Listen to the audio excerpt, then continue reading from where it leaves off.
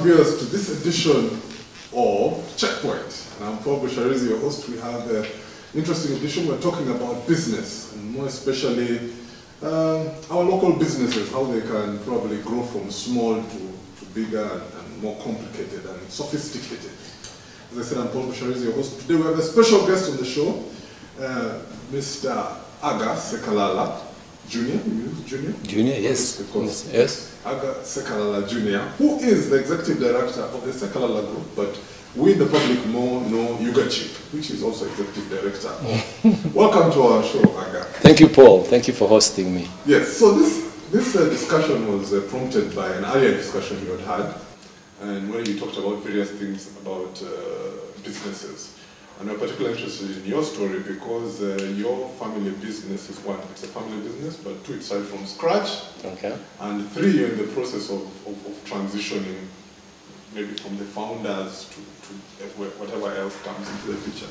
And several other subjects. So, but very quickly, I want to start by asking the question which all our businessmen wanting, and even the ones who are in business want to know: how do we raise money? But more specifically, the question is, because we don't all go to banks immediately and stuff. Yes. How do we position ourselves to raise money from our friends and family and well-wishers, so to speak? Thank you. I think it's a good subject. It's a question that is asked by many an entrepreneur. It's asked by people who have a good idea. And I think the start is there has to be an opportunity. There has to be an opportunity that a businessman or a group of business people are looking at. It could also be the people might not necessarily be in business, but they could be friends who have an idea, and this has happened several times in my business life. Friends have an idea, and you go through the cycle. So the friends might decide that we need to raise some money, and it might be on the initial stages. It's very difficult to go to a bank to borrow because you have absolutely nothing. You don't have the requisite books of accounts. You don't have a registration. You don't have there's a lot of things that you don't have. So you have just an idea. The only thing you have going for you is an idea, and at this point in time, you have to have a driver of the idea. That's the most important thing. Who's going to be in the driver's seat? The driver's seat can't have very many people in it. So you sort of have to have an idea on who are the main drivers. If the idea is big, it might require a decent team, maybe 2 or 3 people, so you understand who's going to do certain things. It's got to be, once that's done, I think that there has to be a basic concept note that is written. People use elaborate documents, maybe like a business plan, a feasibility study, but most of the time that's not really the case. It is not necessary to have that great a volume of documents with cash flows going into 10 years or 15 years. No.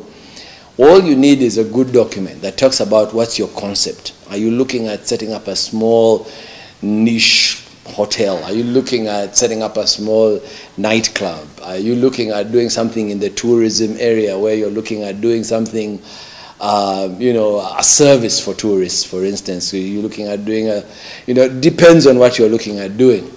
And a concept has to be put together. Once a concept is put together, it needs to be articulated, and somebody needs to pitch and say, okay, I have got this idea. It is a good idea.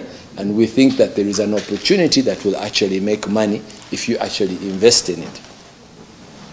So a couple of things need to be decided in terms of you're pitching the idea at what size, what amounts are you looking for in terms of the net amounts that are being looked for. And then once those amounts are looked for, they are then broken down into the smaller amounts and the number of people you're targeting. I think that now is a very strategic decision. When you decide that it's an idea, it's 100 million shillings of an idea, and we're going to break it down into 10 million, and we're looking for 10 investors. So you know that you need to target maybe 15 to 20 people because you're going to have people who will say no. The people are it's an inopportune moment. People who are busy with other things, and then you need to look at that point in time and decide who is like-minded, who can we work with, and who would be patient. Because what you're raising at this point in time is what is called patient capital. Which means that you don't expect the money back in a week or in a month. That money that you get for the business at that point in time, or for the idea, because it's still an idea, is not going to pay school fees next term. The money that you are raising, the money that you put in this thing is not money that you can expect that it is going to solve your medical problem in a month's time, in a year's time. No.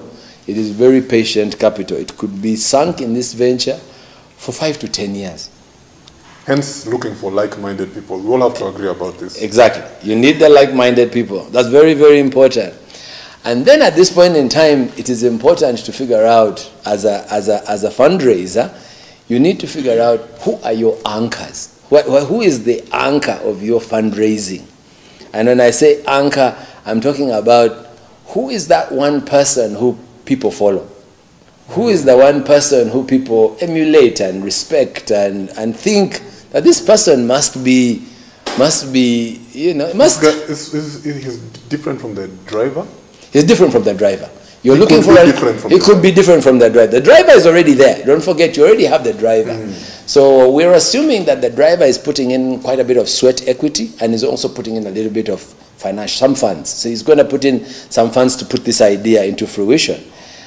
Now, you need an anchor type investor. And this person, I would say, if you're thinking about it in terms of a business, you'd be looking for somebody who would probably eventually be your chairman of your board, or he would be somebody who is respected has to be respected by the community, has to be respected by others. He is the one person people think has good sense of judgment.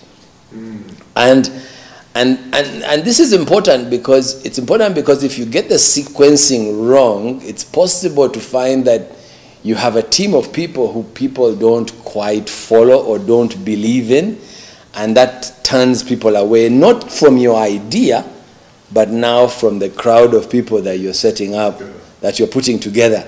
And this is an important juggle. It is a key juggle that you have to bear in mind, and it is at this point that you have to really, as a driver of an idea, you have to have a solid network, and you have to have a very good ear, an ear to the ground. So you have to have an ear to the ground. You need to be talking to people who are well known in the community to tell you that person is yes, that person is no. And this is a very tricky point, because clearly if you get the right person, you raise the numbers before you raise more than you need, because the person is respected, is followed, and people feel that they have a good sense of judgment and a good sense of what's a good and what's a bad idea. So the people looking from the outside will say, if that guy is in, then this yes, is and it is like everything else. If that person has followed that particular path, that person is in, they have agreed to buy, then people follow. But breaking it down,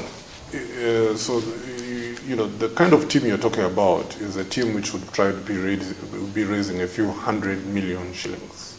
Yeah, it depends what the idea is. If you're doing a small bar in a neighborhood, it might be 130, to decorate, to build a bar and set it up. I mean, I don't know. I mean, a restaurant might be a little bit more.